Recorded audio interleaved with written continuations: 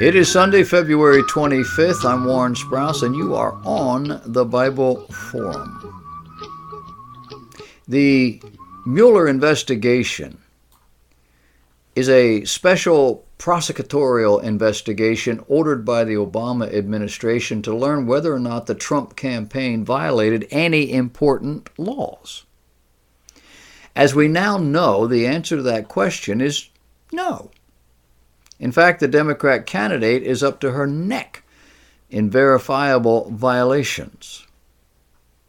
Now, to recap, on November 30th, 2017, prosecutors working for Mueller charged former Trump National Security Advisor Flynn with lying to FBI agents.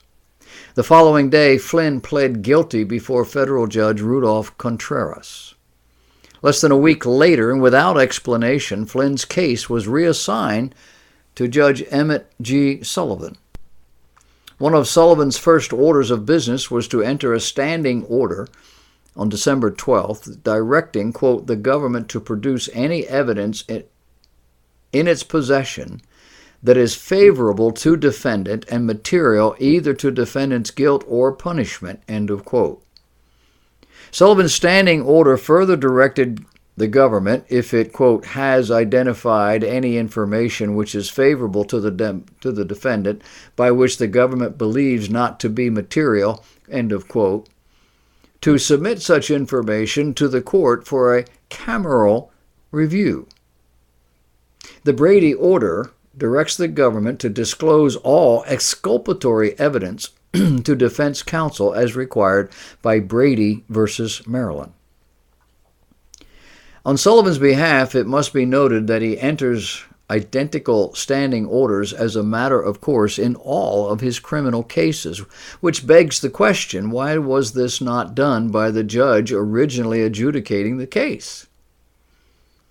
Judge Sullivan explained his reasoning in a 2016 Cardoza Law Review article, saying, quote, following the Stevens case, it's a government corrupt prosecution case of the late Senator Ted Stevens, a case Sullivan viewed as permeated by the systemic concealment of significant exculpatory evidence, Judge Stevens has had a standing order in each criminal case on his docket, updating it in reaction to developments in the law.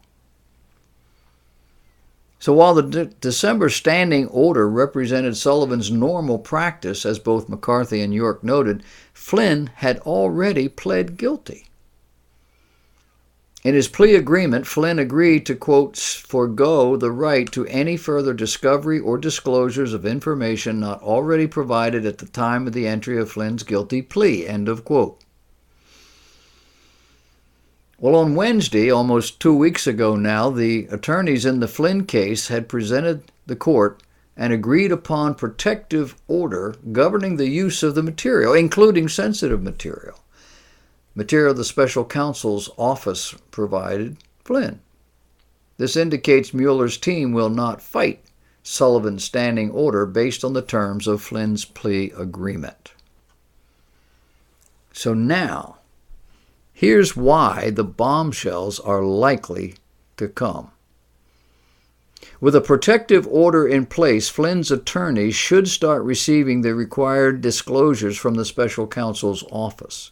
There's reason to believe these will include some bombshells. First, it is known from the recently released GOP House Intelligence Committee memo and the Grassley-Graham criminal referral of Christopher Steele that the FBI and the DOJ withheld significant and material, in the writer's view, information in seeking a Foreign Intelligence Surveillance Act warrant to conduct surveillance on Trump campaign volunteer Carter Page in the first place. Secondly, there is also cause to believe the FISA court was connected to the criminal charge filed against Flynn. Why? Because Judge Contreras, who recused himself less than a week after accepting Flynn's guilty plea, is, quote, one of just 3 FISA court judges who sits in the District of Columbia where it is likely the Trump-Russia FISA warrants were sought. So inquiring minds want to know why. Was other evidence withheld either from the FISA court or from Flynn's attorneys in negotiating a plea? Again, there is reason to believe so, given the players involved and the facts already uncovered. Thirdly, the special counsel charged Flynn with lying to FBI agents on January 24. While the charge did not identify the FBI agents involved, we know that Peter Strzok conducted the January interview that eventually led to the criminal case against Flynn. And Strzok formed a part of Mueller's team until he was removed following the discovery of hostile text messages concerning Trump, including a planned insurance policy should Trump win the White House. Fourthly, Obama political holdover Sally Yates' involvement in the case raises additional concerns. While Strzok and Mueller initially indicated they believed Flynn had been truthful, Yates, while serving as acting attorney general, had directed Strzok to interview Flynn and had pushed the charges against Flynn under the Logan Act.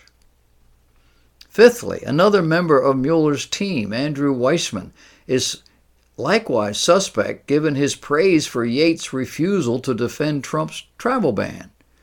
Weissman remains a part of the special counsel's team, notwithstanding calls for his ouster. So Mueller must now provide Flynn with all exculpatory evidence. Significantly, if the information is favorable to Flynn, but the special counsel's office believes it is immaterial, government attorneys must nonetheless provide the evidence to Sullivan to allow him to make the call. In other words, Mueller's team cannot unilaterally decide what evidence matters, as the Department of Justice did in applying to the FISA court for a surveillance warrant on Page, while withholding the key fact that Hillary Clinton and the Democrat National Committee paid for information crucial to the application.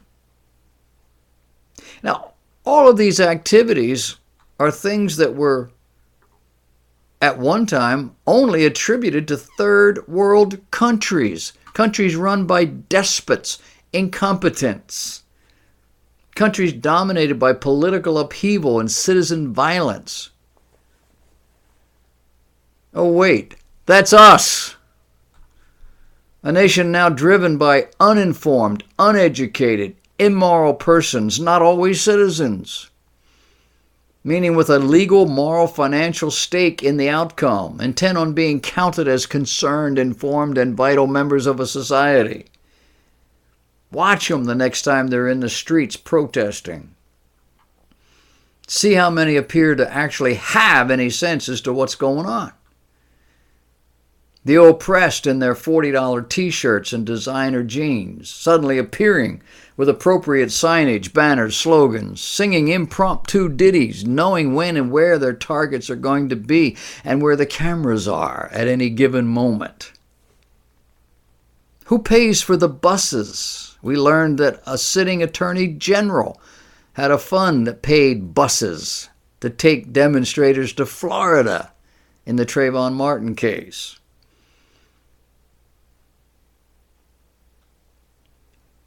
Remember the tragedy? An Hispanic man killed a black kid. Turns out the black kid was a thug who wanted to seriously damage this Hispanic man for no reason other than he was there and looked like he was watching him. Yeah, he was watching him.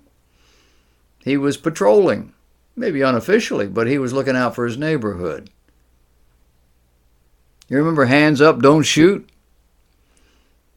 That too wasn't exactly how the U.S. Justice Department works. Innocent Americans paid huge prices for all of this political activism. Will we do it again? I don't think we have to ask the question. We're already doing it everywhere we look.